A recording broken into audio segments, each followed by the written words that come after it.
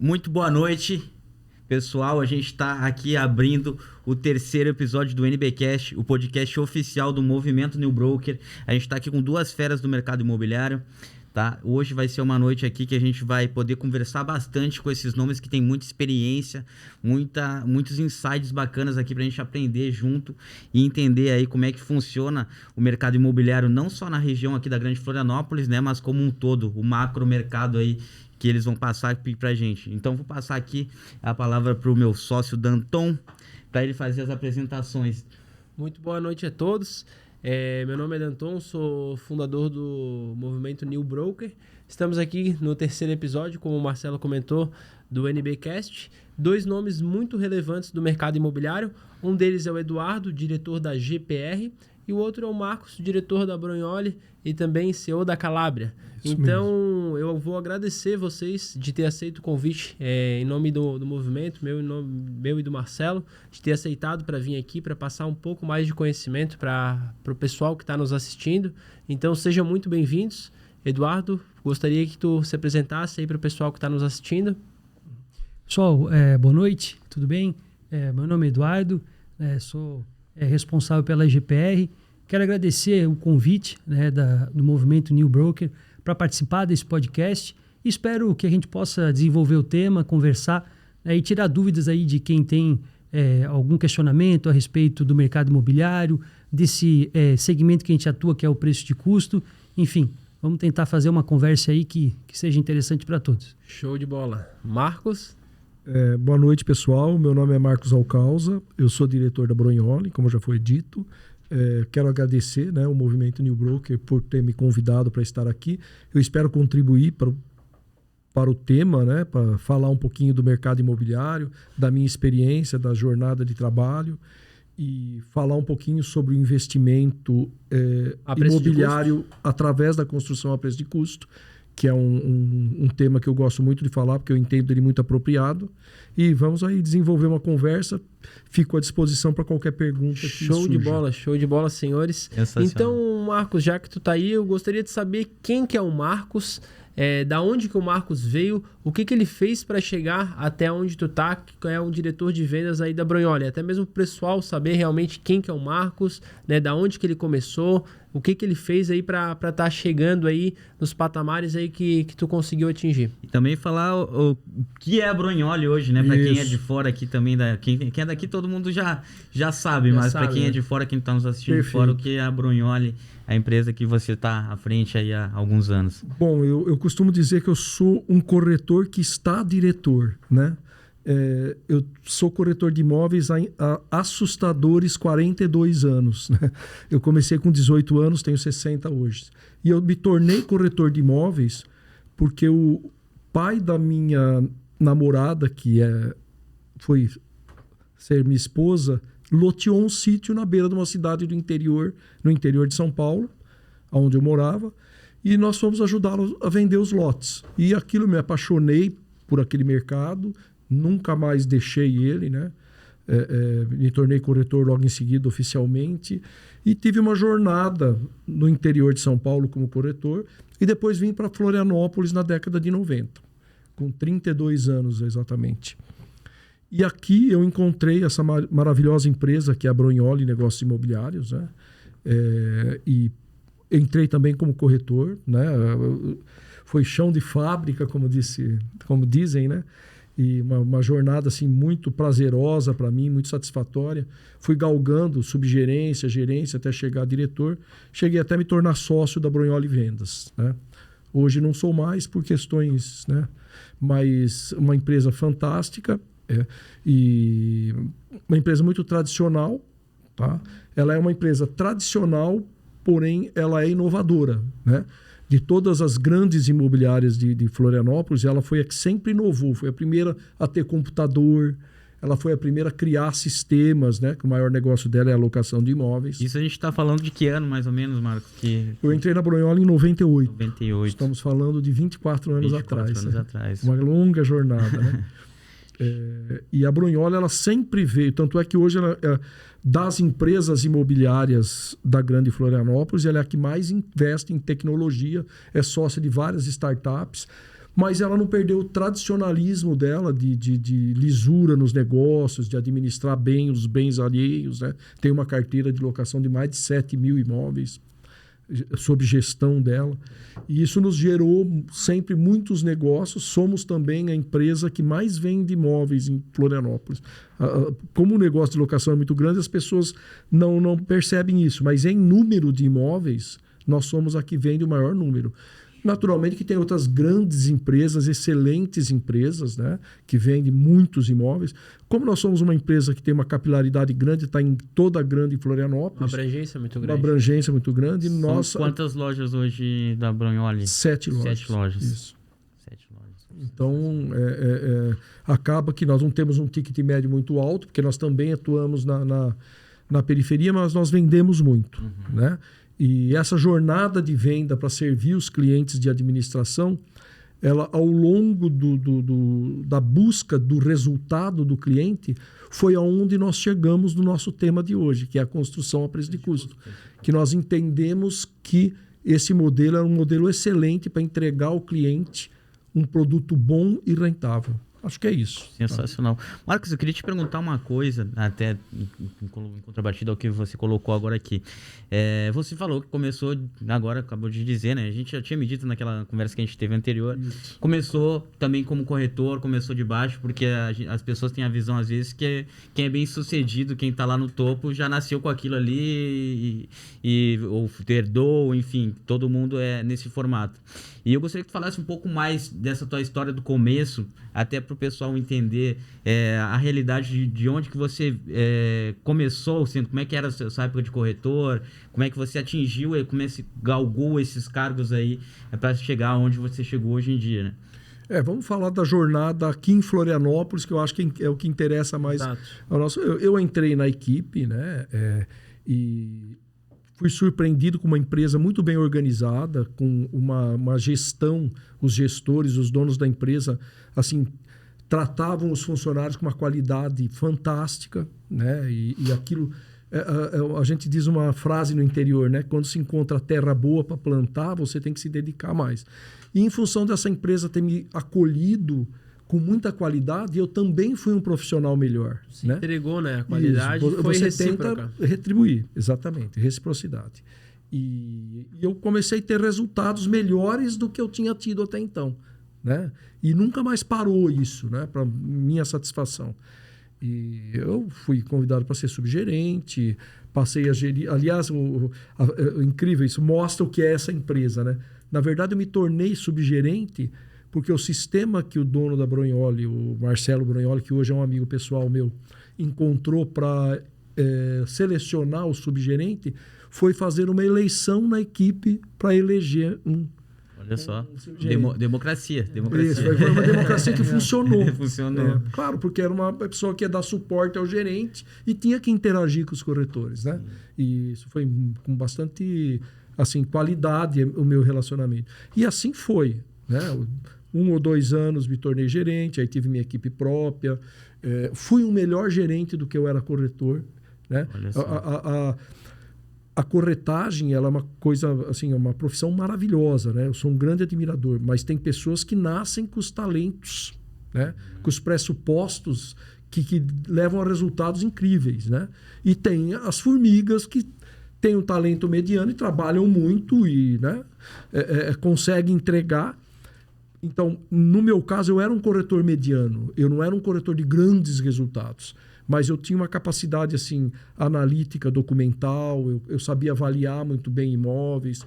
Então, isso me levou para a gestão, né? E eu sempre me dei muito bem com pessoas e acabei tendo uma jornada muito feliz de gestão. E o principal, né? Assim, que é o mais prazeroso da profissão, eu considero o corretor desde do agenciador, que é o primeiro cargo de um corretor, né?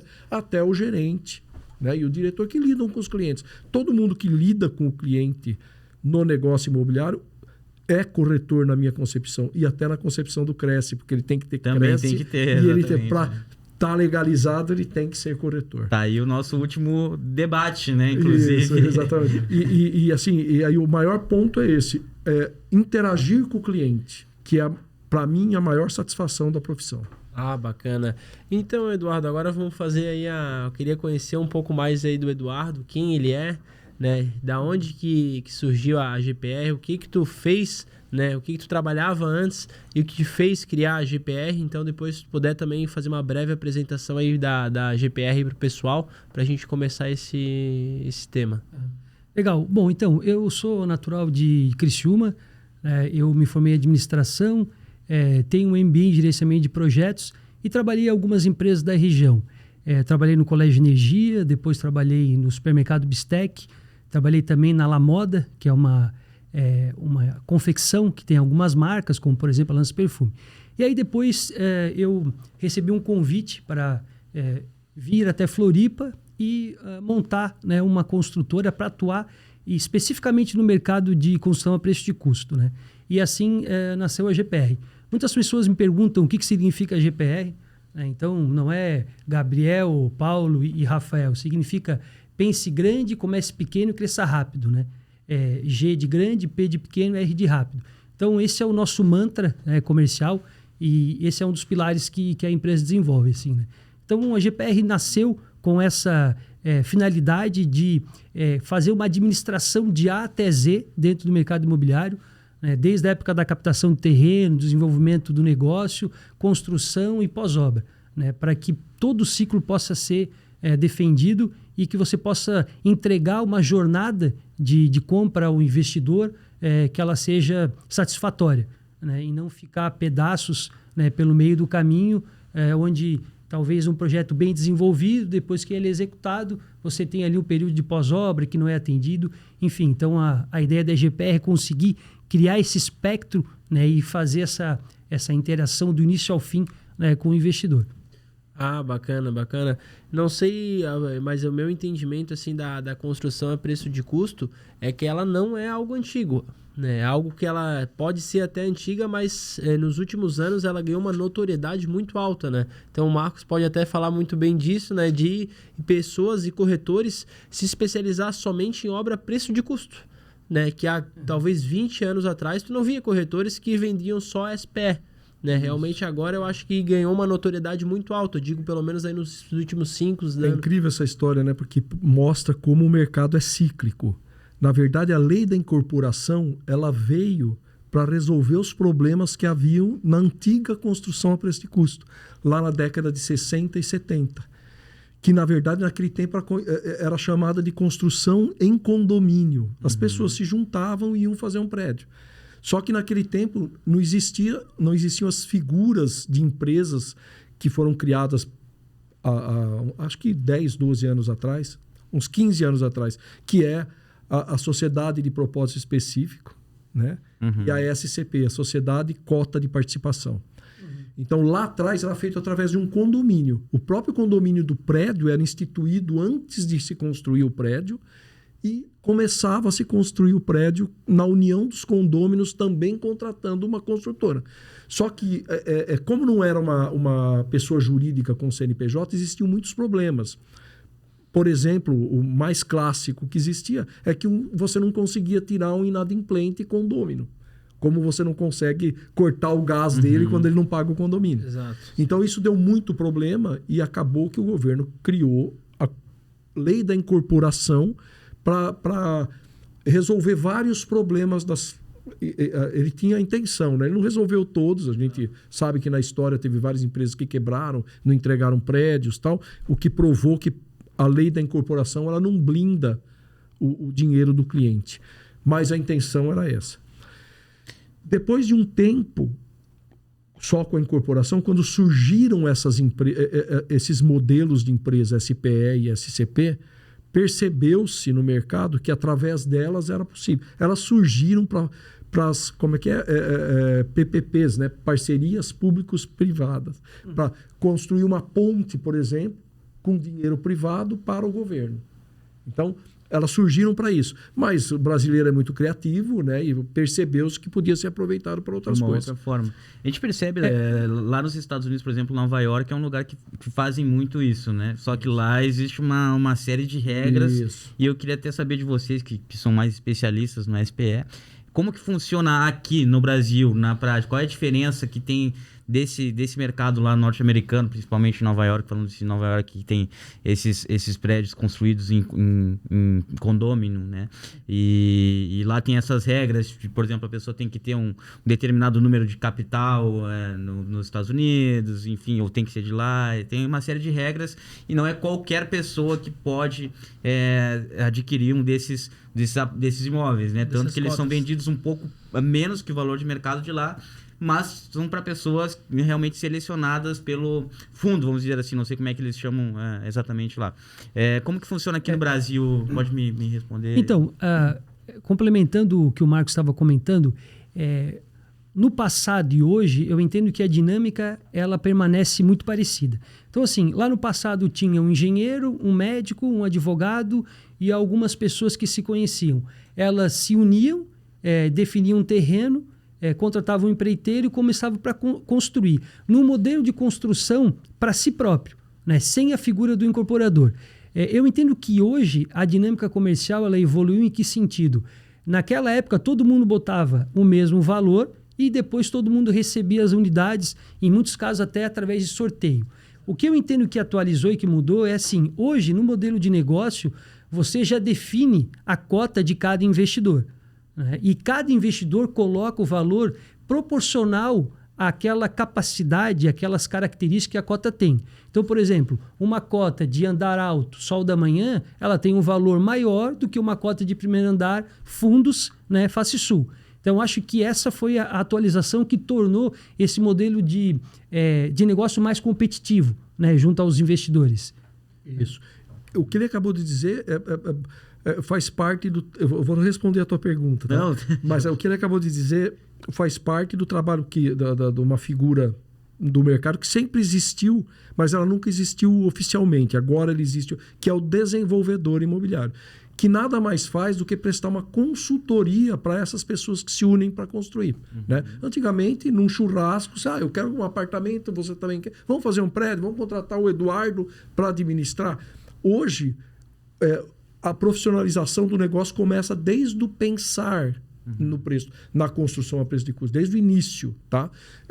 Contrata-se um desenvolvedor para procurar um terreno adequado, com a produtividade adequada, pensando em quanto vai valer o imóvel, comparando com o custo, para ver se vai haver retorno para os clientes que estão investindo. Exatamente, para ter mais assertividade ali nos valores, né? Então, com a expertise de um desenvolvedor imobiliário, que nada mais é do que um expert de mercado, de uma imobiliária, né? que é o que eu me julgo nesse momento, quando atuando na construção a preço de custo, através do meu conhecimento, dizer, olha, se construir naquele quarteirão, porque a viabilidade do terreno permite 8 pavimentos, ele custa tanto, então vai ter um custo de tanto e isso vai dar retorno, porque em tese vai valer X.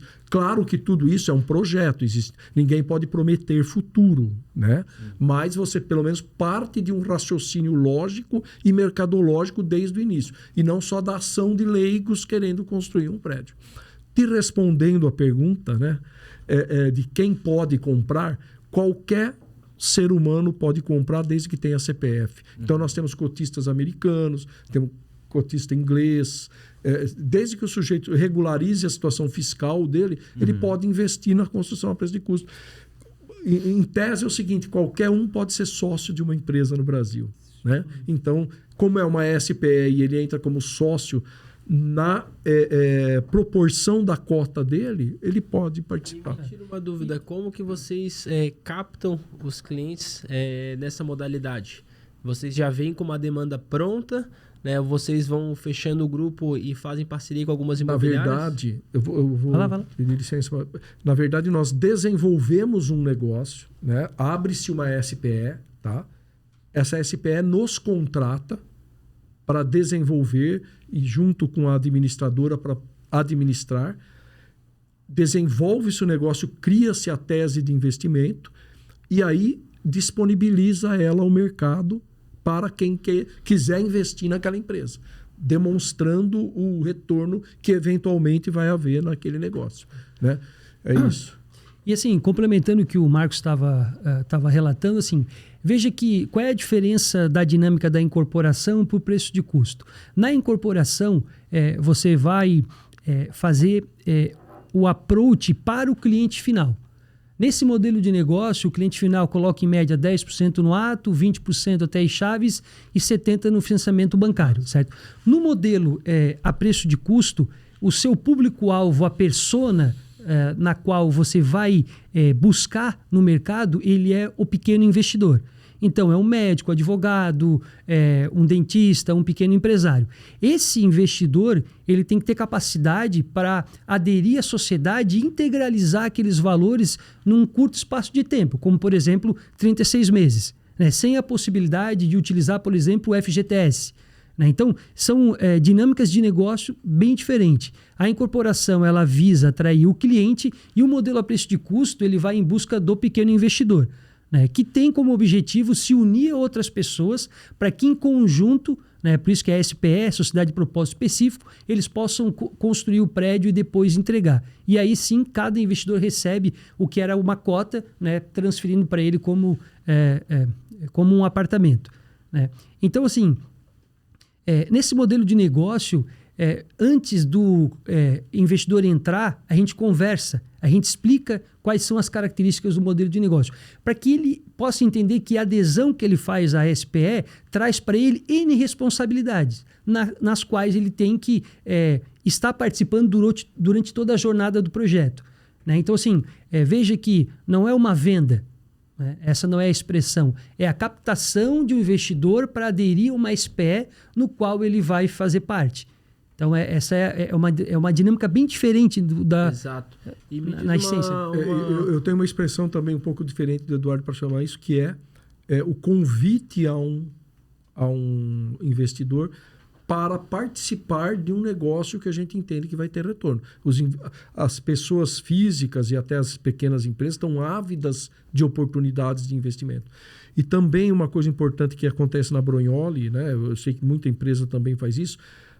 Ao desenvolver os empreendimentos, nós partimos também de demanda caracterizada, porque nós perguntamos à nossa base de cliente o que eles estão procurando. Né? Nós fazemos pesquisas recorrentes através das nossas startups. Tá, o que você pretende comprar? 1 quarto? 2 quartos? 3 quartos? Você está querendo comprar no centro, na Trindade? Com isso você percebe qual é o anseio desse investidor e desenvolve um empreendimento parametrizado para aquele anseio. É isso. E até um dado assim importante para o pessoal, até que tu comentou, né, de você estar entendendo a demanda. Né? Isso é importante porque às vezes muitas SPE não têm, ou até mesmo a consultora, esse cuidado. E simplesmente às vezes é o que está, né, faltando no mercado, mas daqui, como até a gente estava conversando um pouco atrás aqui, às vezes daqui a 3, 4 anos, será que é isso realmente que vai estar em alta? Né? Então é muito importante esse cuidado que vocês têm, né, justamente depois dessas unidades, o investidor está conseguindo revender elas, porque se eles não revender, provavelmente eles não vão comprar mais imóveis com a GPR. Né? Então justamente isso para ter a liquidez no final. Né? É uma equação complexa, né, Danton? Porque nós temos que tentar entregar para o investidor um negócio que... rentável primeiro. Isso, que lhe custe menos do que vale quando ficar pronto. Esse é o primeiro ponto. Ele quer ter um upgrade já, que ele, como investidor de uma SPE e de uma obra, ele corre todos os riscos da obra. Ele é sócio daquela empresa que está construindo o prédio. Ele corre o risco da variação do custo, ele corre o risco de mercado, que você acabou de falar. Daqui 4 anos a realidade pode não ser a mesma de hoje. Então, o mínimo que ele tem que ter é a oportunidade de ter um upgrade, né, de valor. E também você tem que pensar na renda desse imóvel, porque hoje em dia, né, a gente sabe que o imóvel é o investimento mais clássico que existe. Eu sou um fã de investimento em imóvel. Inclusive, como pessoa física, minha previdência está em imóvel. Né? Eu não vendo o que eu não compraria. Então, você tem que pensar na rentabilidade desse imóvel após ele ficar pronto. Né? A locação, qual é o percentual, vai haver demanda, como você acabou de dizer, mas eu estou pensando na demanda de hoje, mas daqui 4 anos, como vai estar? Então tem toda uma análise. E né? Vocês têm algum case assim, de rentabilidade que possa nos passar aqui para o pessoal que está nos assistindo? Então, a gente trabalha junto com o investidor de que forma? Ele integraliza o valor que está no contrato, esse valor ele é reajustado pelo CUB, eventualmente, se houver uma variação de custo para cima, ele faz a integralização da chamada de capital. Então, funciona dessa forma. A gente tem alguns casos que já foram concretados dessa forma, que é assim, por exemplo, a gente entregou o residencial Ampiesa. Então, o investidor colocou 310 mil pelo contrato, mais 20 mil de reajuste de CUB e mais 15 mil de chamada de capital.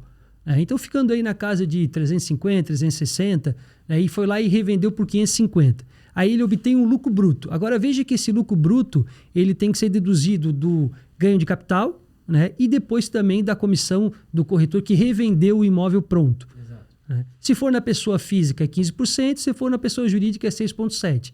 Se o investidor for morar, aí ele não tem que pagar ganho de capital. E se ele botar para alugar, também não. Isso é interessante, até porque é o seguinte, a gente, no segundo episódio, a gente teve a oportunidade de conversar com o Paulo Maia, ele também trabalha também com SPE, bastante lá em Jurerê. E ele trouxe esse dado pra gente de que, porque a visão que a maioria das pessoas tem é que isso aí é para investidor. É para ganhar com renda ou com revenda, enfim. E ele passou esse dado que a maior parte das pessoas que estão entrando como sócios na SPE são para moradia própria.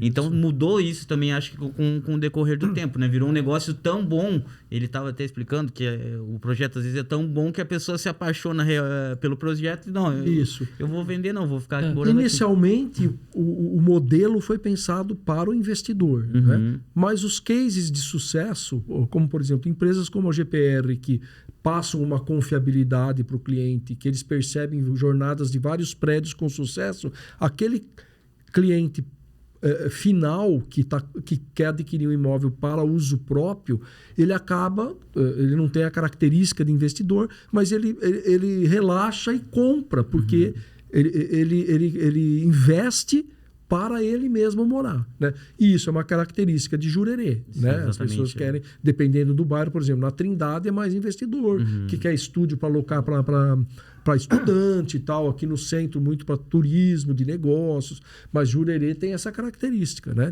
Bacana. Marcos, me diz uma coisa, até estava aqui no script, esqueci de perguntar, como que surgiu a Calabria? Então, a Calabria, ela é uma empresa, inicialmente a Calabria ela nasceu apenas para eu me relacionar com a Brognoli juridicamente, né? Eu, como qualquer corretor e como qualquer pessoa do mercado que se relaciona com uma empresa, eu era sócio da Brognoli Vendas e eu vendia a minha participação. E aí, como não sócio, para eu me relacionar com a Brognoli, eu tive que abrir uma empresa. E eu abri, né? E aí acabamos fazendo uma joint venture, onde eu represento a Brognoli em alguns modelos de negócio, entre eles o desenvolvimento imobiliário para construção a preço de custo. Seria isso. Ela nasceu, a Calabria vem do fato do meu avô ter nascido na Calabria. O nome, é uma região da Itália, né? Eduardo, tu pode falar um pouco da GPR para a gente, o que é a GPR hoje em números? Como é que define a GPR em números hoje? Então, hoje a GPR tem 2 empreendimentos entregues, um no bairro João Paulo e o outro na Trindade. Vai entregar um no início do ano que vem, né? Então são 3 empreendimentos entregue e a entregar. E a gente tem um novo lançamento, né? Que a gente está em fase de captação de investidores, onde eu e o Marcos somos sócios na ideia do projeto, né? Em Canasvieiras. Então são esses 4 empreendimentos, né? Ao todo, a gente tem aí em torno de 14 mil metros de área construída e a construir, 120 apartamentos. Então, basicamente, a GPR, se a gente for analisar os números, gira em torno coisa disso, sim. Bastante coisa. Bom, e deixa só para contextualizar. Então, vocês fizeram uma sociedade entre a GPR e a Calabria, é isso? Isso, eu vou falar um pouquinho como é que nós nos conectamos. Isso é importante. Bacana. Então, assim, eu tenho uma jornada de desenvolvimento imobiliário de muitos anos, tá? Porque, historicamente, as construtoras, para lançar um prédio, elas consultam o comercial. Então, é uma dinâmica que sempre aconteceu no mercado. Um construtor, ele chama lá o diretor da imobiliária ou o gerente. Eu estou pensando em lançar um prédio, tal. Então, vamos parametrizar esse prédio. Quem diz para ele o que vende é o comercial. Olha, coloca churrasqueira na sacada, porque aqui é muito gaúcho, se não tiver, não vai vender. Olha, faz 3/4, porque a procura maior está por 3/4 nessa região. Então, isso é desenvolvimento imobiliário. Os construtores mais profissionalizados, eles já te procuram antes até de comprar o terreno. Tá, eu vou fazer outro prédio. Onde é melhor eu comprar um terreno? Né?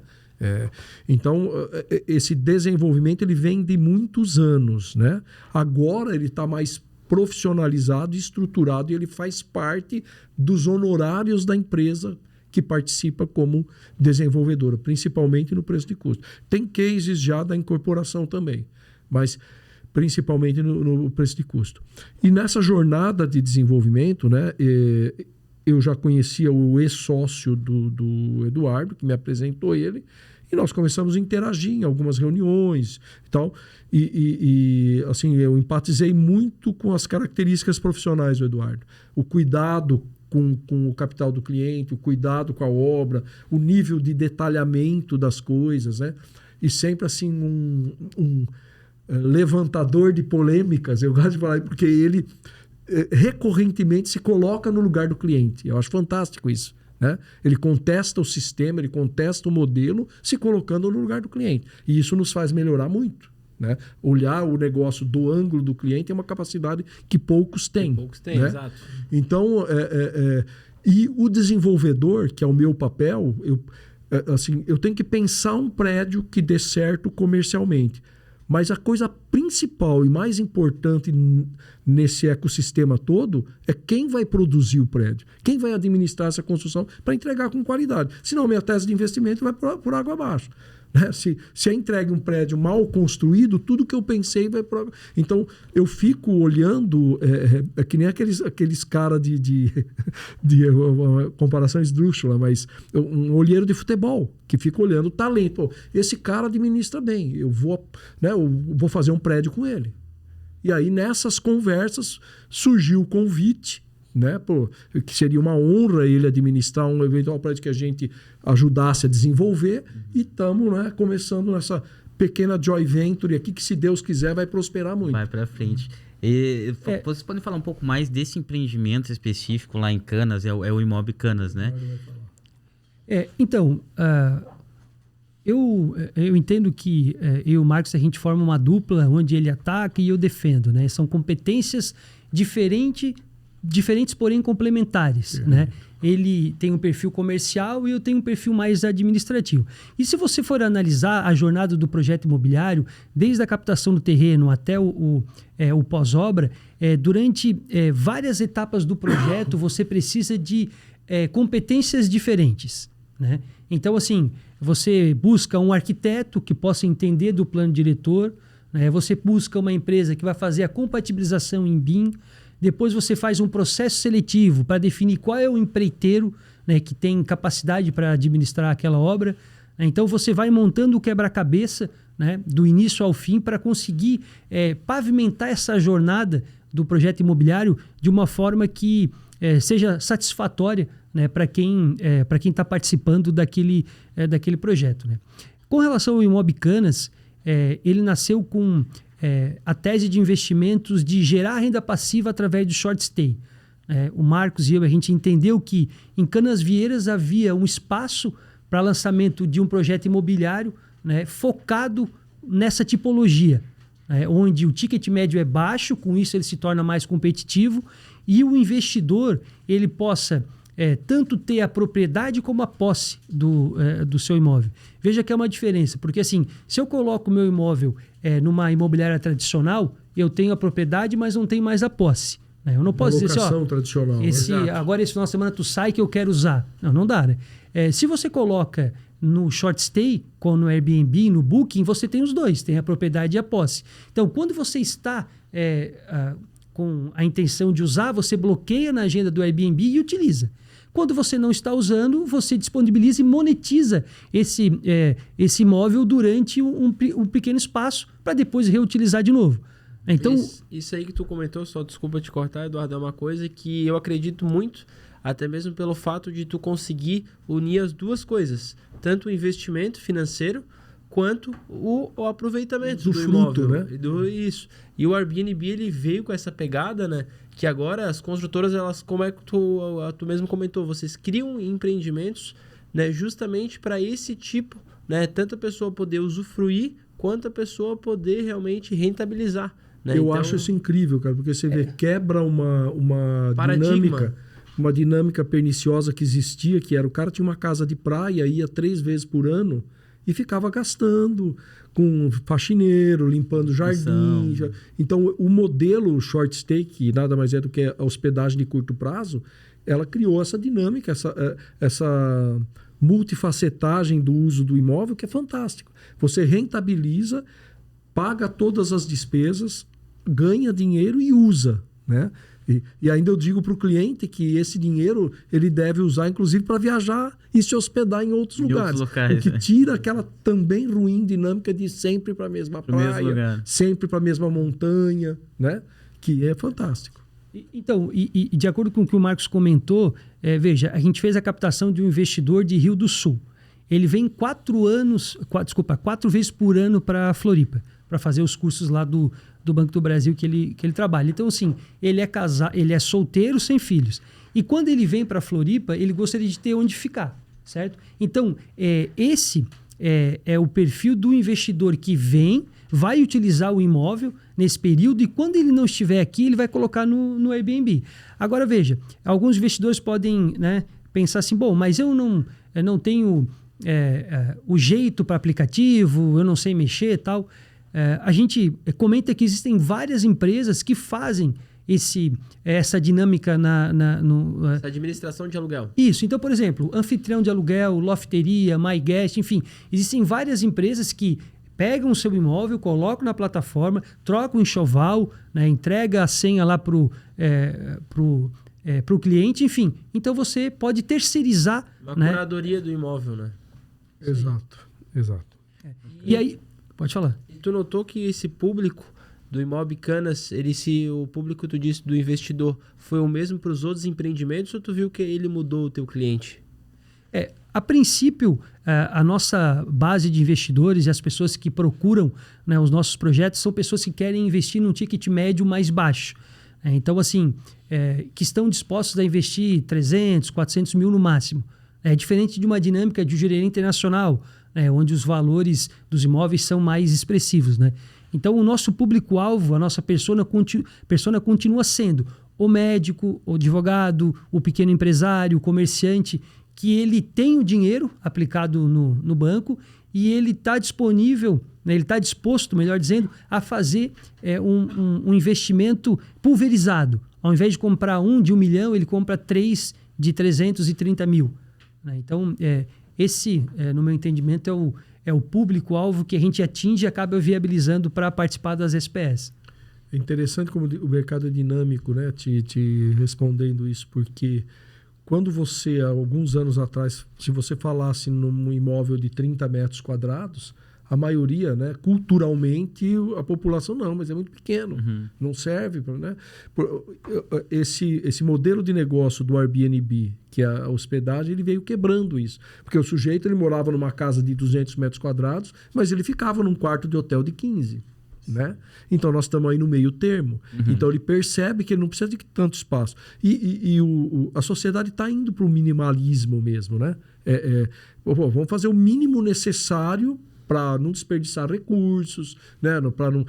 Isso é sustentabilidade também. Então hoje esses estúdios eles assim são a medida exata para o que se propõe o Imobicanas, que é justamente o sujeito curtir a praia por um período e quando não está, outros curtirem no imóvel dele, remunerando ele. Né? Então, assim, é um modelinho que a gente, inclusive, pretende replicar em outras praias, em outros bairros no futuro. Isso né? É muito interessante, Marcos. A gente até está com esse dado aqui. Em 2021, a cada 10 projetos aprovados pela prefeitura, 6 foram no modelo SPE. Então é um modelo que está realmente crescendo bastante. Ao que vocês consideram esse crescimento desse tipo de negócio, desse tipo de investimento? Qual é a maior característica que vocês acham assim que, por causa disso, essa é a maior vantagem que a gente tem? São características técnicas e características mercadológicas, tá? A mercadológica foi justamente o motivo pelo qual a Brignoli entrou nessa seara do preço de custo. A mercadológica nós tivemos uma anomalia de mercado ali durante o boom imobiliário, né, que foi pós 2008, o subprime lá dos Estados Unidos, quando os governos liberaram liquidez e muito dinheiro e derrubaram o juro. Então começou a ter muito capital barato. Foi onde teve muito financiamento, aqui caiu bastante o juro, o mercado imobiliário disparou. Só que para o povo latino, a abundância de recursos tira um pouco a lógica. Então houveram muitas compras. Comprava-se por qualquer preço e produzia-se imóvel e tudo que se produzia vendia. O que aconteceu? Quando veio lá a crise de 14, esses imóveis que estavam sendo entregues não valiam o que tinha sido pago, né? E para nós da Brignoli, que tínhamos lá 7 mil imóveis locados e uma horda de clientes proprietários, decepcionados com a rentabilidade. O aluguel está baixo. Tá... Eu comecei a ouvir a frase, não, mas não vale mais a pena investir em imóvel. Como? Imóvel é a melhor coisa do mundo em investimento, para mim, em todas as instâncias, né? Nós teríamos que fazer um podcast de 10 horas para falar disso. As vantagens. E nós vamos fazer só para bater no mercado financeiro que diz que não. Mas aí eu fui falar, mas por que não está dando rentabilidade para esse meu cliente? A última coisa que eu posso querer é que um proprietário de imóvel venda o imóvel para colocar o dinheiro na bolsa. Aí eu fui ver, não, ele comprou errado, ele comprou caro, né? Como comprava-se de qualquer maneira, o construtor construía e vendia por qualquer preço.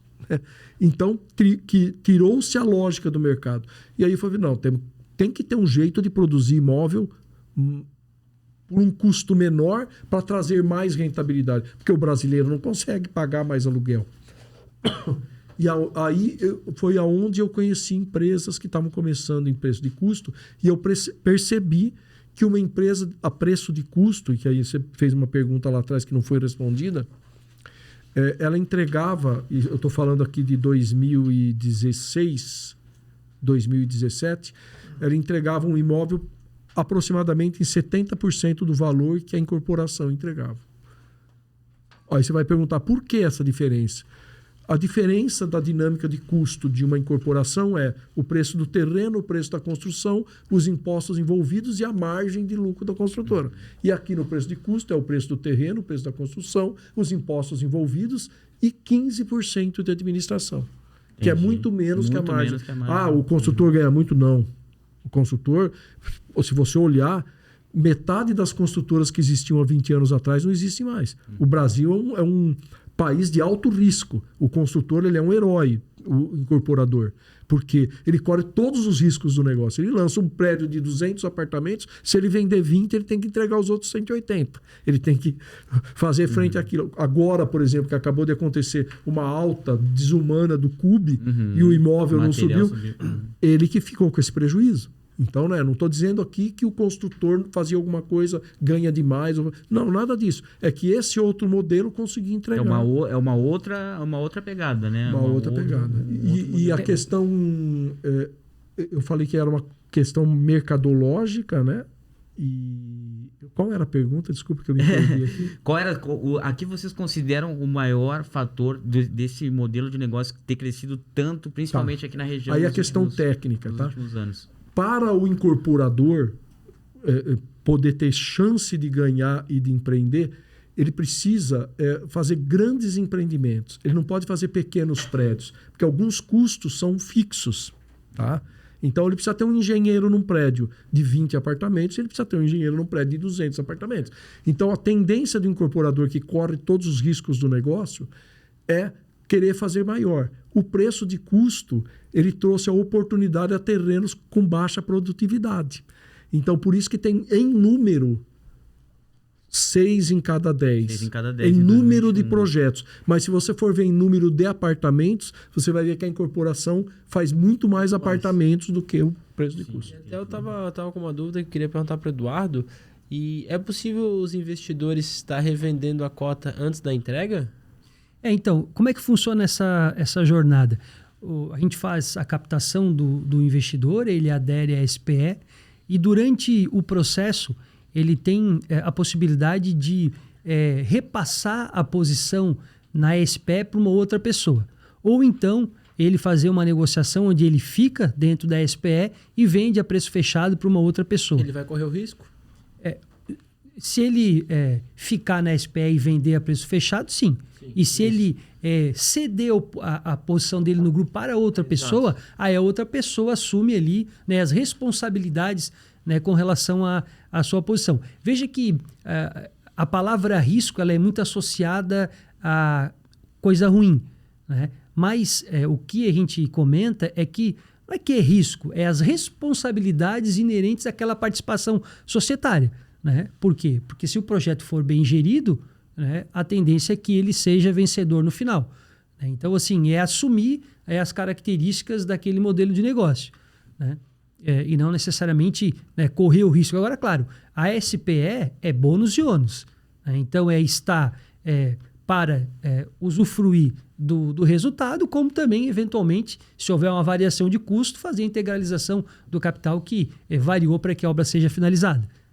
Então é uma via de mão dupla, né? Tanto no bônus quanto no ônus. Né? Isso que o Eduardo falou agora é uma coisa muito importante, né? Porque quais são os riscos do investidor no modelo a preço de custo? Eminentemente o risco de variação de custo, já que ele é um sócio do projeto. Se o custo do prédio for acima do orçamento preliminar, né? E isso às vezes acontece, ele vai ter que complementar aquele valor. Né? E muitas vezes, quando nós estamos recebendo um investidor e ele pergunta, tá, mas é um risco? Também não gosto da palavra risco. Né? Hoje você compra, por exemplo, um metro quadrado a preço de custo na faixa de R$11 mil, enquanto que uma incorporação é 15. Entendeu? Ah, tem um risco? Tem. Pode subir 10%. 15% o teu orçamento, mas você vai passar de 11 para 12.500. E muitas vezes o sujeito não tem perfil de investidor. Eu chego a dizer para o cliente, olha, se você não tem perfil de investidor, você tem que comprar em corporação. Você vai pagar 30% a mais, 35% a mais. Né? Mas pelo menos você vai dormir tranquilo, né? Se você acha que esse risco não serve para você. Mas as pessoas, né? Tudo é risco, as pessoas compram ações, investem em CDB, e corre o risco da saúde do banco. A maioria das pessoas... Né, quantos bancos quebraram e a pessoa perdeu de... Todo negócio tem uma medida de risco. Sim. Normalmente, quanto maior essa medida de risco, entre aspas, maior o índice de retorno, né? Isso, exatamente. Qualquer negócio, né? E aí a gente analisando o modelo jurídico da SPE, né, existem... várias atividades que são realizadas para você minimizar, mitigar e atenuar muito o risco. Então, por exemplo, quando você inicia a captação de um novo projeto, você tem lá um CNPJ, no caso do Imob, sou eu e o Marcos, que estamos no CNPJ do Imob. A gente tem uma conta em banco, né, em nome do Imob. Quando a gente faz a captação dos investidores, eles fazem a integralização de uma reserva. Se a gente não fechar o grupo, que essa pergunta é bem recorrente, o que acontece? A gente devolve o valor da taxa inicial corrigido pela poupança. Então, em nenhum momento você está colocando o dinheiro do investidor no risco. Por quê? Porque se não fechar, a gente devolve. Né? Então, quando você analisa a estrutura jurídica, passa essa segurança para o investidor. É uma espécie de patrimônio de afetação, ou seja, a SPE existe única e exclusivamente para aquele prédio. Não há uma confusão patrimonial. Eu não posso pegar aquele dinheiro e comprar um outro terreno. Eu não posso pegar aquele dinheiro e pintar um outro prédio que a gente está conduzido. O dinheiro entra e ele só sai daquela conta para aquela finalidade. Né? Então, dessa forma, qual é o risco que ele corre? Né? Acho que isso é bom deixar assim claro para que o investidor entenda a dinâmica. Né, Por incrível que pareça, Não existe nenhum risco na construção modelo a preço de custo que não exista na incorporação. Exato. Algumas coisas são até mitigadas, como ele disse. Uma coisa que atraiu muito a Brignoli para esse modelo é justamente isso. Por exemplo, o terreno é escriturado no nome da SPE. Então, o que pode acontecer numa gestão de obra de uma construção a preço de custo? Uma má administração, vai-se lá, tira-se um administrador e coloca-se outro. Agora, uma má gestão de uma construtora incorporadora, ela deixa 7 ou 8 prédios para entregar, uma confusão generalizada de conexão de valores, terrenos penhorados para banco, né? Veja bem, não estou falando mal da incorporação. Temos excelentes empresas com uma saúde financeira fantástica, que tem carreiras de 40 anos em Florianópolis, entregando prédio aí com qualidade, né? Mas o fato é que no mercado, como eu disse, metade das construtoras que estavam aqui há 20 anos atrás não estão mais. Isso para a imobiliária que vende é um problema, gente. Exato. Porque, né, você vende o cliente. Uma imobiliária tradicional, o cliente volta, fala, pô, você me colocou numa fria. Uma fria, né? Tá colocando eu poderia teu nome falar junto alguns ali nomes de envolvido, construtoras aqui que não estão mais aí clássicas, né? A mais clássica de todos, que eu não vou ofender ninguém, porque já fazem mais de 20 anos, foi Já prescreveu? pela qual eu vim para Florianópolis. Eu vim para Florianópolis para ser corretor da Encol, a maior consultora do Brasil. Olha só. E quebrou 6 meses depois. Era a maior do Brasil.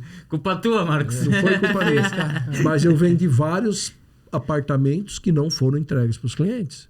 Isso faz um corretor pensar. Faz. Né, pô? Eu entendo que quando você analisa qualquer negócio, o mais importante é antes do que quem. Né? Quem está por trás daquela loja, daquela revenda, daquela construção. Né?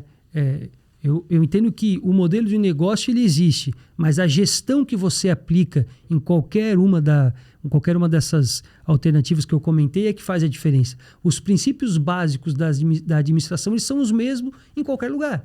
Né? Seja numa loja de moda, seja numa revenda de automóvel, né? Seja num clube de futebol, seja numa construtora. Então, é importante analisar quem está por trás daquele negócio que você pretende comprar, aderir ou se tornar sócio, né?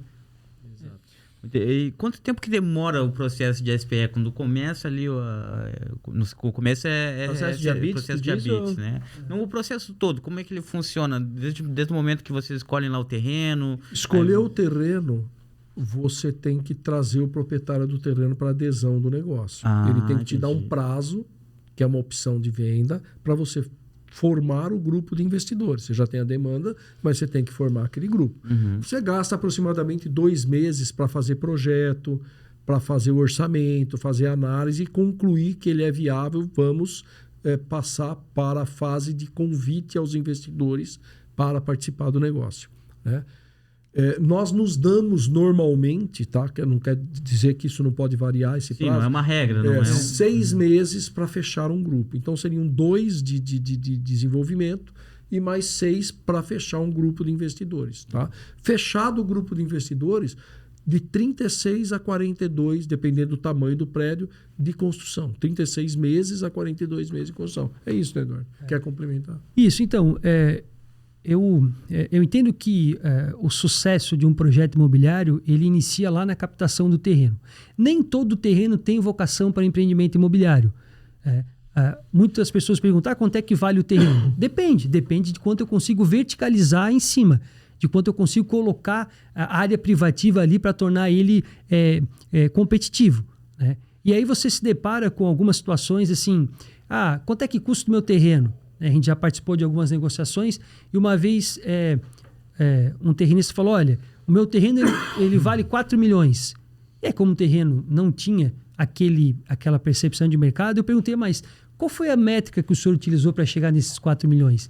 Aí ele respondeu, que eu tenho 4 filhos e eu quero 1 milhão para cada filho. Já conhece isso acontece muito cálculo então, é normal. É a lógica, né? Aí esse terreno ele vai ficar no mercado, não vai ser adquirido até que o terrenista venha para um preço que seja execuível para que o empreendimento possa ser realizado. Porque veja, a mesma conta que a GPR faz, a empresa B, C, D e E faz também. Então, se a conta não fecha para uma consultora, provavelmente não vai fechar para outras. Exato. Né? Então, assim, a gente está sempre buscando o terreno mosca branca. E a gente usa assim como uma expressão.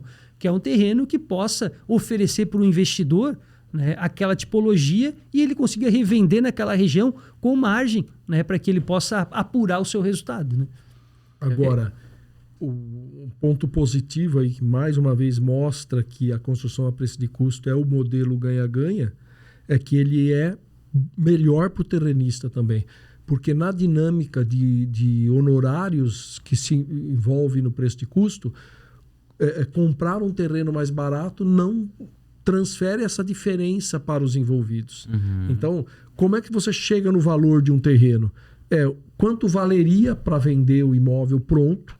E é o papel. Bom, se eu vou construir 20 apartamentos aqui, eles valeriam 400 mil, eu vou ter 8 milhões de VGV. Tá? Então, eu subtraio o orçamento de construção, os honorários de 15%, os honorários de 5% de desenvolvimento, os honorários de comercialização das cotas da SPE e o restante é o terreno. Então, não tem como, não há uma necessidade de pressionar o preço do terreno. É o que é. Né? Então, geralmente eu ia falar permutante, mas permutante no caso não é permutante, normalmente né? é à vista. Ele vira sócio também. Isso, às vezes ele compra unidades ou ele pega unidades em permuta. Bacana. Mas assim, eu pessoalmente prefiro que ele venda o terreno e compre as unidades. Entendi. Ele vem a aderir ao projeto, né? E assim, uma questão geográfica é que a gente está em Floripa, que é uma ilha. Não cresce para os lados, só cresce para cima. Então, cada vez mais é difícil de você encontrar um terreno que tenha potencial construtivo que viabilize o empreendimento. Que terreno tem, né? O que não tem realmente esse potencial aí para... É vocação para realmente poder viabilizar um empreendimento que seja vencedor, né? Essa mudança no plano diretor que em tese está acontecendo agora, esperemos que aprove, ela vai melhorar um pouquinho os potenciais, né? Show de bola. E vocês têm algum projeto até para o continente?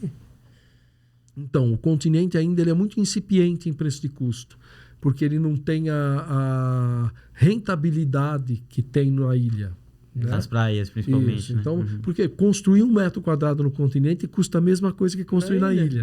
E 1 metro quadrado aqui está 15 e lá está 10. Né? Então, aperta muito as margens. Né? Então... E o processo de habite, quanto tempo ele demora? Ele é um pouco mais complicado que o outro modelo de negócio? Como é que funciona? Vocês podem responder? Então, o timeline da construção a preço de custo, né, o ciclo é assim, a partir do fechamento do grupo, são 12 meses de pré-obra, onde você coloca o tapume, faz ali a compatibilização, as aprovações. E são mais 24 meses de obra física. Né? Então, ao todo, são 36. E após a entrega da obra física, existe o período de habitabilidade do empreendimento, onde a prefeitura, o bombeiro e a vigilância vêm para conferir se aquilo que você aprovou realmente você executou. Recebendo o carimbo dessas 3 instituições, aí você parte para o cartório, para averbar e instituir o condomínio. Né? Então, a saída do habite-se é o start do processo para você conseguir liberar a individualização, né, para os cotistas. Esse prazo, quando me perguntam, eu digo assim que ele leva em média 6 meses. Veja, porque não compete a GPR acelerar o processo. Porque quando você chega no bombeiro, o bombeiro tem outros projetos para analisar. Então, não existe na lei um prazo. Protocolei hoje, ele tem que ir lá daqui 1 semana. Não, ele vai dentro da capacidade que ele tem de atender, né, aquela região naquele momento. Né? Uma coisa importante é que não há diferença técnica entre o processo de habite de uma incorporação e o processo de habite de uma SPE. É uma dúvida. Não tem, é o mesmo tempo.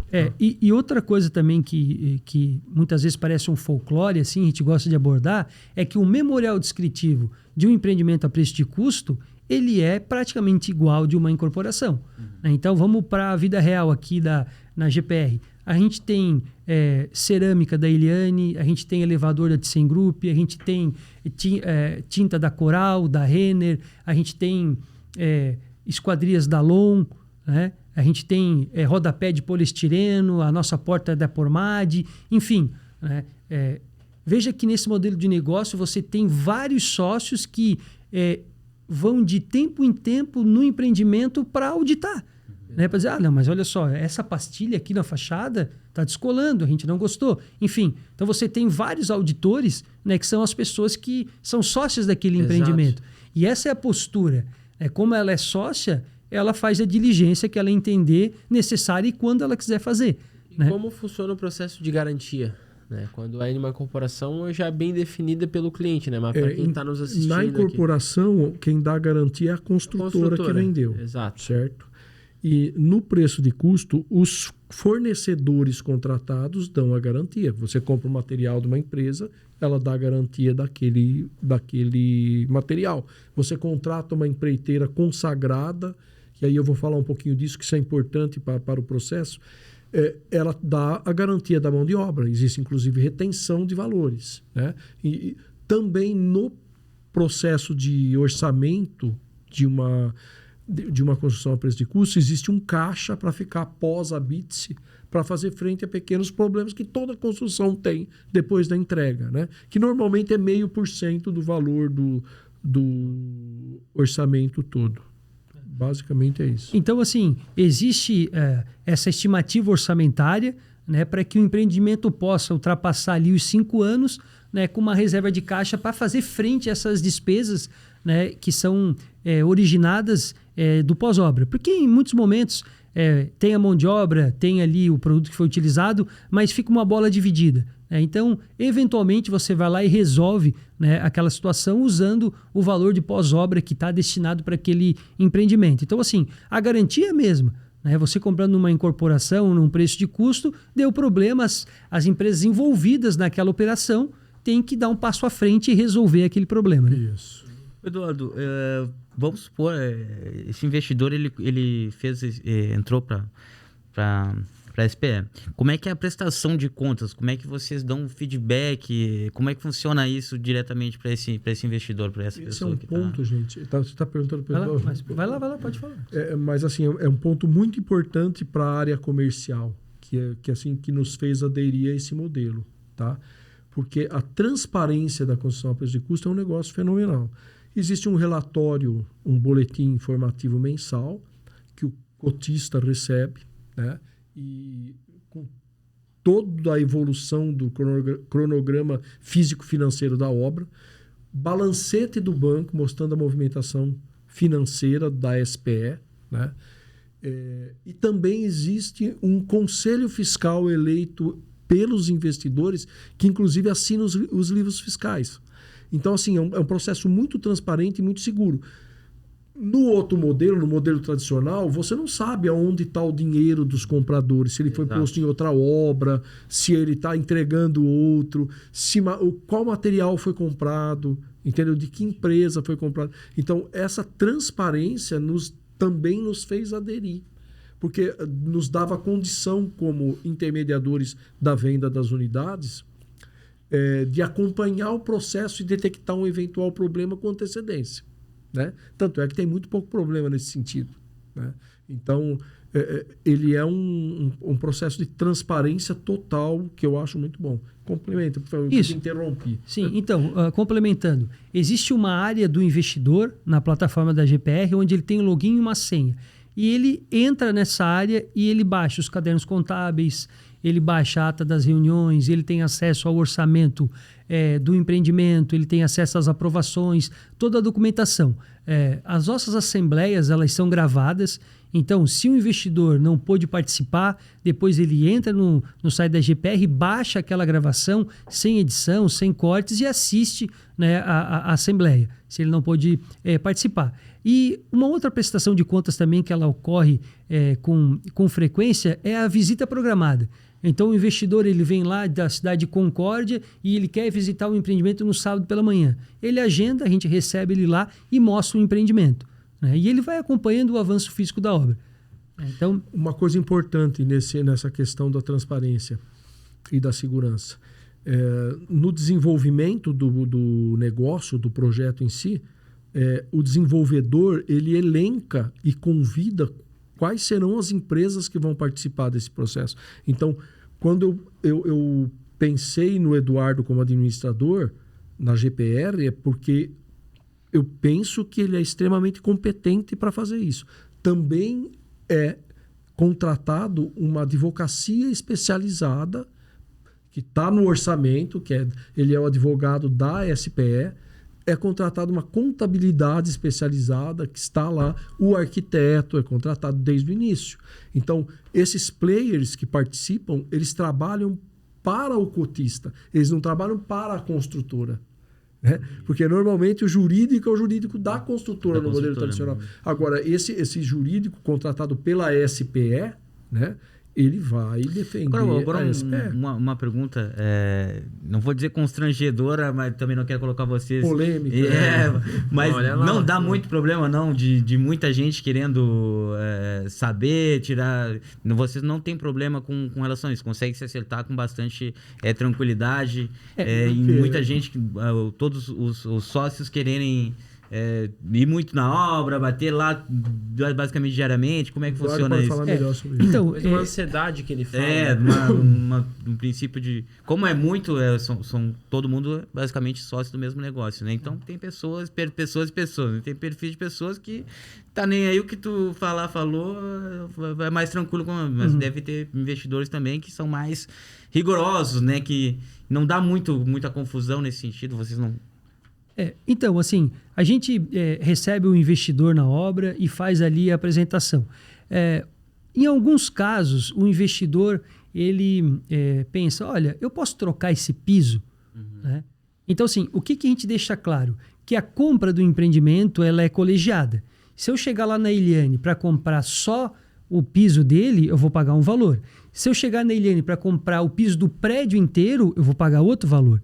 Então, a gente não pode perder o poder de compra.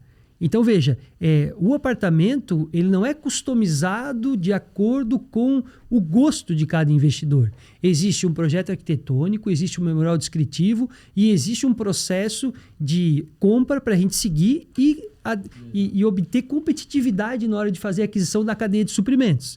Certo? Então, isso a gente precisa respeitar. Agora, se o investidor disser, não, mas eu quero trocar esse piso, o que a gente faz? A gente entrega aquela parcela do piso para ele e ele dá uma parcela nova. Ou seja, ele compra o piso onde ele quiser e a gente coloca, porque a mão de obra já está inclusa. Né? Então, assim, eu não posso comprar aquele piso que ele quer, mas eu posso colocar o piso que ele comprou e eu devolvo aquela quantidade para ele. Dizer, olha, o teu piso está aqui, se tu não quer, você Isso pode pegar muito? Então, acontece em alguns casos a intenção. Aí quando a gente senta e conversa, eu falo, olha, eu entendo que se você mudar esse piso, não vai dar um upgrade no teu valor final. Não vai custar...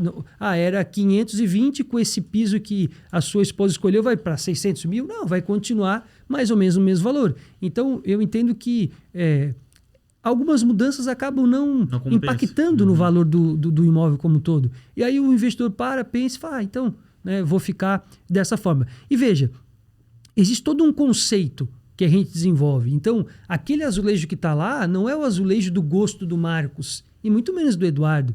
Ele é de acordo com uma identidade visual que o arquiteto definiu. Né? Então, não é uma receita que ele tirou lá debaixo do braço. Não, ele tem ali um empreendimento, um estudo em cima... Um conceito que ele defende e aquilo é seguido dessa forma. Né? Uma coisa importante nessa questão da dinâmica de relacionamento com o investidor é que ele é sócio, mas ele não pode ter atitudes que atrapalhem a construção. Sim. Então, por exemplo, às vezes você pega uma pessoa um pouco mais destemperada que ela vai lá na obra, eu sou sócio, eu quero entrar para ver. Não, você não pode entrar. Normalmente quem vende recebe o impacto do relacionamento. Sim, aí o cara liga, olha, Marcos, eu fui lá na obra para ver, não me deu. Não, mas o senhor tem que agendar. Por quê? Isso é boa administração. Se você entra sem estar agendado, você vai impactar um funcionário que está lá, vai atrapalhar o andamento da obra e, portanto, o custo da obra, que é você mesmo, que vai pagar. Né? Sem falar dos riscos envolvidos em se visitar uma obra, que amanhã pode acontecer um acidente e reverberar como custo para a SPE. Então, assim, essa organização, quando você argumenta bem, eles entendem perfeitamente. Show. Perfeitamente. Essa era a minha dúvida pessoal. Isso. Pessoal, a gente está se encaminhando aqui para o final desse episódio já. Até o Marcos queria até fazer tinha comentado ali sobre a questão da empreiteira. tu tinha falado? Alguma questão de como que vocês escolhem a empreiteira, alguma coisa do... Não. Ele até comentou assim que existe um processo seletivo para você encontrar a empreiteira com o custo-benefício para aquela obra, né? Então veja que a empreitada ela é extremamente importante para garantir a qualidade, né, do prédio que você vai entregar. Porque hoje o prédio ele é um quebra-cabeça que você monta ele com as próprias mãos. Exato. Não é um processo industrializado. Uma coisa é você colocar numa linha de produção um automóvel e ir montando. Outra coisa é você montar a fábrica lá naquele terreno e fazer a produção ali. Então, a obra ela tem muita complexidade pela quantidade de pessoas envolvidas e pelo tamanho da cadeia de suprimentos, né, necessárias para fazer o prédio. Então, esse processo seletivo do empreiteiro é extremamente importante. Então, você avalia quais obras ele já entregou, né? Você avalia a saúde financeira da empresa, você avalia se ele tem processos trabalhistas, né? Você coleta referências se ele entregou no prazo, se ele entregou com a qualidade necessária.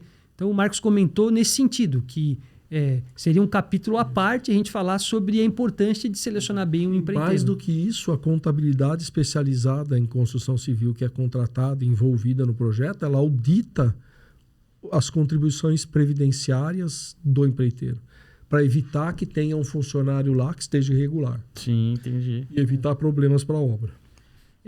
Depois desse papo eu tô quase já pegando Quase investindo, vou né? investir com vocês.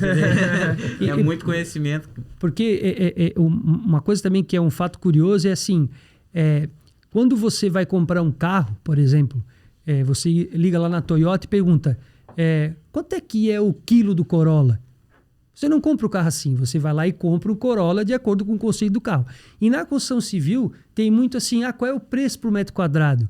Mas o empreendimento e o seu apartamento ele não é vendido dessa forma. Ele é vendido o conceito como um todo. Exato, né? exato. Então isso eu entendo também que uma forma do mercado imobiliário fazer a comercialização, quando na verdade ela não faz muito sentido quando você olha de maneira isolada o preço por metro quadrado. Sim. Né? Porque assim, o que adianta ser um preço por metro quadrado competitivo, só que primeiro andar, face sul e com favela do lado? Isso que você está falando. É um dado relativo e não absoluto. Exato. Tem tanto sentido que há 20 anos atrás em Florianópolis existia uma anomalia que eu só vi aqui quando eu cheguei aqui, que era vender o imóvel pelo metro quadrado total. Vocês não pegaram essa fase. Não, graças a Deus. Era considerado assim, a metragem total. O apartamento tem... Quantos metros tem? Tem 250. Era lá 125 privativos e o restante... E se vendia o conceito de total. Por isso que começou a acontecer esse fenômeno de diminuir as áreas privativas. Porque isso barateava e dava uma margem de lucro maior. E logo depois, de uns anos para cá, o mercado se corrigiu e faz como o Brasil inteiro. Hoje fala-se em metragem privativa, e principalmente em metragem privativa de apartamento. Sim. Ter garagem é uma obrigação. Que a gente aqui fala, né? Ter garagem é uma obrigação, porque antigamente também se somava a área privativa de garagem. E tem uma outra questão também relacionada ao IMOB, que é esse empreendimento que a gente está fazendo a formação do grupo, que é com relação a conseguir antever o preço do condomínio. Porque, veja, você desenvolve um projeto, vende uma proposta e depois que você entrega o prédio, você tem um condomínio de R$1.000. Aí não faz sentido. Então, com relação ao imóvel, a gente fez todo um estudo e entendeu que uma piscina no imóvel poderia elevar o custo do condomínio, que teria ali uma manutenção parecida com um de elevador. Então, para tornar o imóvel ainda mais competitivo depois de pronto, a gente tirou a piscina e colocou um pet place e um espaço kids. Justamente para viabilizar um investidor no futuro, para que ele consiga monetizar o empreendimento dele, o apartamento dele, e não pese o condomínio naquela operação. Então, E a piscina acaba... Até tem um consultor que é grande conhecido meu aqui, grande amigo meu. E eu tava conversando com ele, ele falou... A piscina acaba se tornando a piscina mais cara do mundo, porque tem que pagar um técnico responsável para ir de tanto em tanto tempo lá. E se for fazer a conta de quantas vezes, de fato, você e a sua família utilizam a piscina e o quanto que vocês pagam a mais no condomínio por ela, acaba se tornando inviável. Teve um empreendimento que para ele pediram para tirar a piscina. Os próprios condôminos depois... de morar, depois perceberam que não fazia sentido. Eu acho que uma piscina só vale a pena a partir de um número X de unidades, né? Para poder dividir mais essas despesas. Né? Show, pessoal, a gente está se encaminhando para o final aqui do nosso episódio e eu quero dar para vocês aí a oportunidade, se vocês querem falar mais alguma coisa aqui antes da gente fazer o encerramento, que vocês gostariam de falar, fiquem à vontade aí para compartilhar com a nossa audiência que está nos assistindo, que vai nos assistir posteriormente depois nas gravações e no YouTube, né?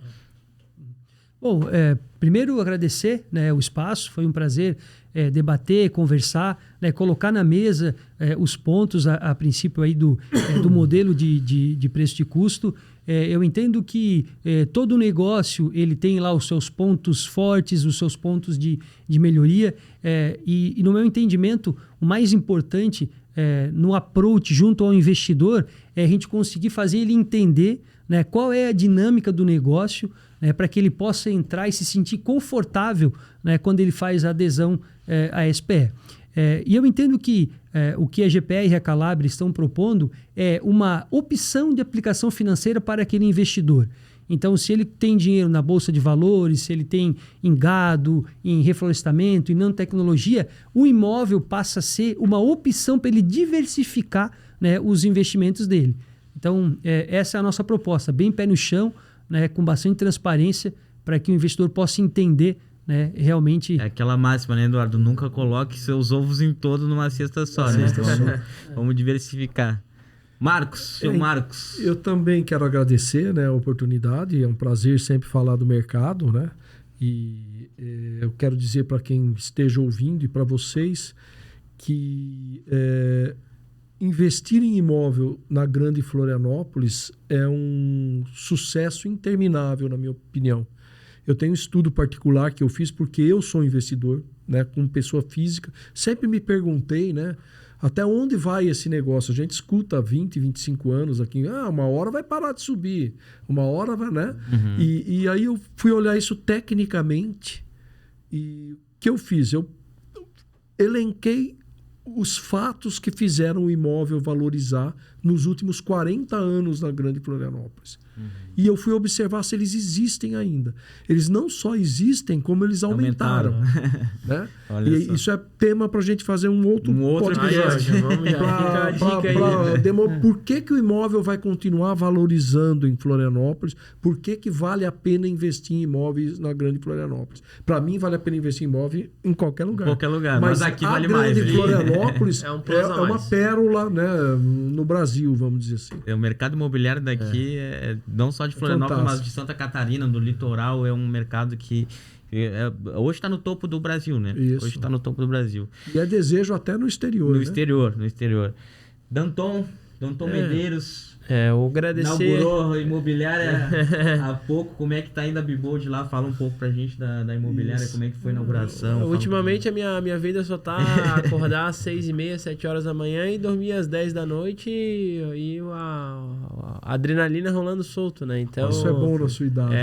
É a questão de a gente sempre fazer, né, aquele trabalho de formiguinha. Então, tu vai indo, uma hora, quanto maior o plantio, maior vai ser a colheita, né? Então, acredito que a gente tá no caminho certo, né? A gente tá no mercado aqui que ele tem um déficit, assim, desses bons profissionais, né? Aquelas pessoas que vão dar atenção para o cliente, né? De imobiliárias cada vez mais nichadas e especialistas realmente naquele produto, que às vezes não adianta tu ter 1000 imóveis na tua pauta, né? Se tu vai vender 1 ou 2 no mês. Então, tu pode ter 300 imóveis, mas 300 imóveis com qualidade. Tu realmente tem aqueles imóveis com fotos boas, agenciamentos realmente ali de relevância. Então, a proposta da Bibold justamente é isso, né? Para a gente estar acrescentando no mercado imobiliário como uma imobiliária, assim, um trabalho artesanal. né? A gente está pegando o cliente, entendendo a necessidade dele e focado ali na região de Coqueiros, na região de Coqueiros, Itaguaçu, Abrão e Boa Abrigo. Então, essa é a proposta aí da Bibold. Eu acho que tocasse num ponto fundamental, só para finalizar, que é o sucesso do cliente.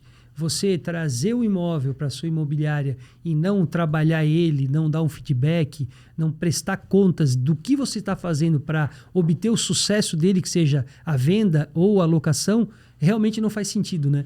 Então a imobiliária perfeito.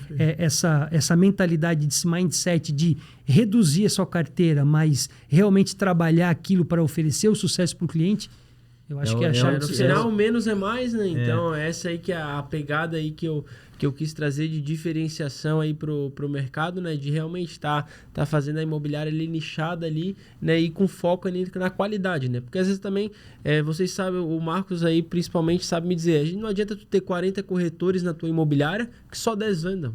Então, vale mais tu ter 10 que os 10 consigam vender. Então, a proposta hoje da Bibold é mais ou menos essa, né? De trazer poucos imóveis na pauta, mas imóveis de qualidade, né? E focando realmente ali no atendimento do cliente. Isso gera, assim, uma percepção de bom atendimento para os dois clientes. Para o proprietário, porque você tem menos imóveis, mas você está trabalhando melhor eles, os anúncios dele. E o comprador, quando fala com você, ele percebe que você tem conhecimento dos imóveis.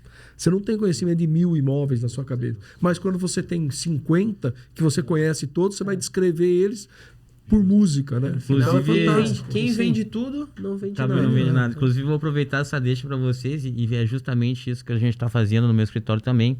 O Danton sabe, mas recentemente a gente optou por só trabalhar com imóveis exclusivos.